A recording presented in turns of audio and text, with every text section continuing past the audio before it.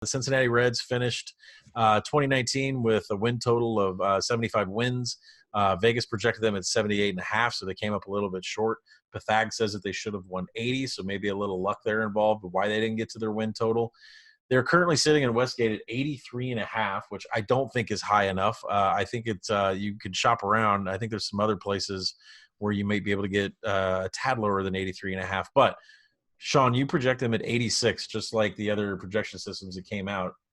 Where do you want to start with the Cincinnati Reds? Do you want to go with what they've brought in? Do we want to go with who is excelling in their career? Do you want to start with the negative? I think Joey Votto's getting old, and he doesn't hit home runs, and his OBP might take a dive. Like, what should we nitpick about these guys before we say the good stuff? Yeah, we could start with Votto. I mean, he's always been one of my favorite players. The back control, the eye, the attitude, never gives up an at bat.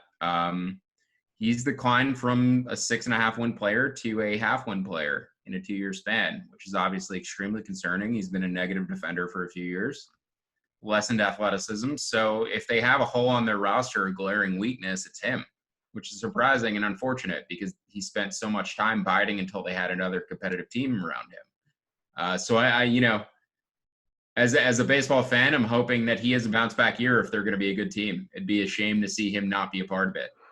And in terms of what else they've added, go ahead. I was going to say we're going to be fine because the NL is going to adopt the DH. And once the NL adopts the DH, Votto can play forever. Absolutely. Yeah, he could just get up there, work pitches. He doesn't even need to get hits. He could just come see a 15-pitch at bat and not pop up, and he can call it a day. Joey Votto is the new Sean Casey.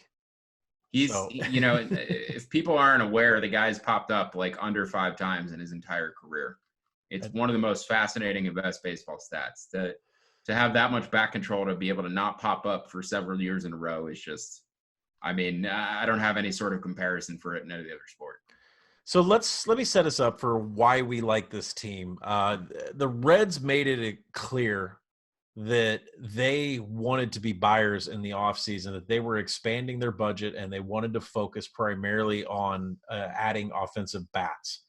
They made it very clear. Their management came out and said that we are going to be buyers. And there's not a lot of teams in Major League Baseball that make it very public that they absolutely are going to add more money and they are going to add as many players as they can go and scoop up. And so here we are with Moose, Nick Castellanos. There's some other additions here I'll let you talk about, but I love the moves that they made. Now, defensively, I'm a little nervous, but from an offensive standpoint, I love this team. Yeah, until Suarez injured himself in a pool, which is kind of similar to the Yoenis Cespedes falling in a hole because he got scared by a bore injury. So I don't really know what to make this Suarez pool injury, but I'm worried that he injured his shoulder and that he might not have his 49 home runs worth of power when he comes back. So that's something to keep in mind. They just re-signed Derek Dietrich to replace him temporarily, which I like.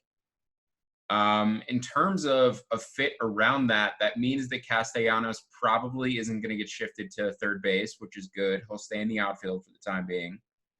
You mentioned Castellanos and Moose, so I think Castellanos is sitting on a career year.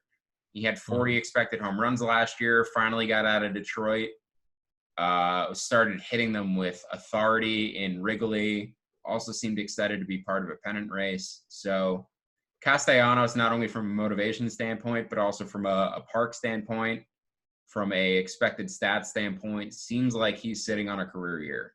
So if you want like the longest of long shot MVP bets, put a few bucks on it. Yeah, and I'll say from a points league standpoint, from like a roto and a points league standpoint, he hits a lot of doubles too. So this is a guy, OPS wise, if you do OBP or you do OPS, this is definitely his year. This is somebody that I think at the draft table, people are going to know he's going to be good, but I think he's going to be worth it for you to go an extra round or spend the extra bucks in an auction. Yeah. He has 104 doubles the past 2 years. So that's just, I love guys who spread out the power. There's guys who get 13 home runs and 40 home runs, whatever. Guys who have the stat line of power with the 40 doubles, 10 triples, 25 homers. Like those are the guys I think can sustain their power growth going forward because they have it in a variety of areas and spray the ball. In terms of questions with this team, so they signed Shogo Akiyama from Japan. He was one of the top position players in Japan for a long time. Defensive first, really good speed. It's going to be interesting to see how well he hits. talked about Tsutsugo coming over to the Rays. You know, these Japanese guys like Ohtani have been able to hit in recent years. So how good is Akiyama? Curious to see that. Nick Senzel, what did they do with him defensively? Where did they stick him? He was about 10% below average during his rookie year. Scratch center fielder.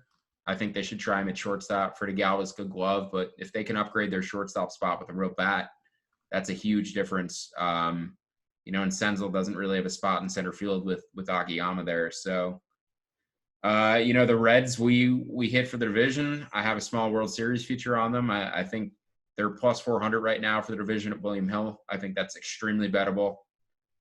3 different projecting systems, including my own, all have them as the division leader.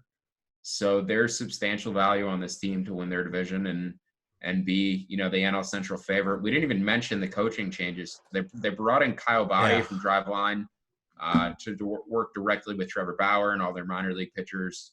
They added their new pitching coach from the Brewers, who was the one who helped Wade Miley develop his cutter. They brought in Miley this offseason. So this team at a variety of levels is not only improving itself, but also catering to the players that they have on it, which I think is really interesting.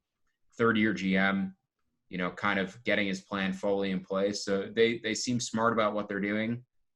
They've done a great job at finding pitchers even before Boddy got there, and I think they're going to continue to improve them and get better outside the organization. Yeah, Anthony D. Scalfini. So just call him Tony Disco. He's Tony Disco. Tony Disco, I think, maybe one of the best 5th starters in all of Major League Baseball. I mean, he's somebody you back with your money. He's somebody you draft in fantasy. This team was the very first purchase that I made as from a World Series standpoint at 50-1. I've since invested in some division money. I've since invested in some win total money. The World Series number isn't there. That 50-1 isn't there anymore. But, you know, if you can find good money on an NL, check out Sean's article. Check out Sean's projections about what their true odds should be. But I think Cincinnati is something that you want to have in your investment portfolio going into this season. Absolutely.